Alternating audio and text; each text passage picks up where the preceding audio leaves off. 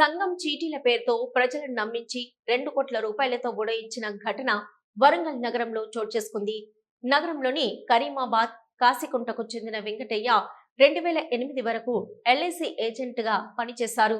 తర్వాత కరుణ పరపతి సంఘం ఏర్పాటు చేసి 600 మంది సభ్యుల్ని చేర్చుకున్నారు.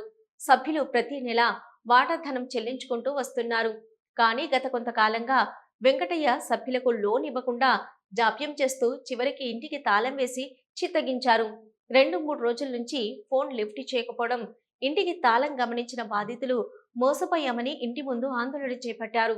అనంతరం స్థానిక మిస్ కాలనీ పోలీసులకు ఫిర్యాదు చేశారు. అందరితో నమ్మకంగా ఉంటూ అందరి వద్ద డబ్బులు తీసుకుని నమ్మక ద్రోహం చేశాడంటూ బాధితులు వాపోతున్నారు. నలుగురం కుటుంబ సభ్యులు ఉన్నాం. నలుగురికి 4 పేర్ల మీద 100 చొప్పున, ఒక్కొక్కరికి 200 చొప్పున, మొత్తం నెలకు 500 ఫీజు కడుతున్నాం.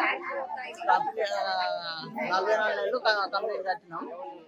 ఇప్పుడు మళ్ళా సోలాపూర్ పోయింది అని చెప్పని అంటాను. అది ఎంతవరకు వాస్తవం కాంటాక్ట్ సోలాపూర్ పోయింది అని చెప్పని అంటాను. అది ఎంతవరకు వాస్తవం తెలియదు. ఫోన్ చేస్తే బుక్ చేస్తలేదు. ఫోన్ నెంబర్ తీసుకున్నా. మరి ఏం చేస్తారనేది 2-3 రోజులలో ఫైనల్ చేస్తాం.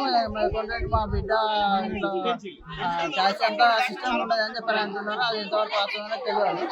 ఏమైతుంది అనేది ఎంత అమౌంట్ ఉంది మొత్తం? మాది 44 నెలలంటే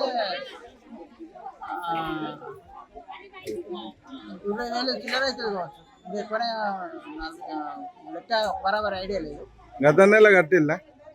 కడుతున్నాం. ఇప్పుడు నిన్న కూడా కడదామని వస్తేనే తదంగానికి తెలుస్తుంది. పేరు చెప్పు. పుట్ట మనోహర్ నా పేరు. మా ఫ్యామిలీ మెంబర్స్ అందరి పేరు తీసుకున్నాం.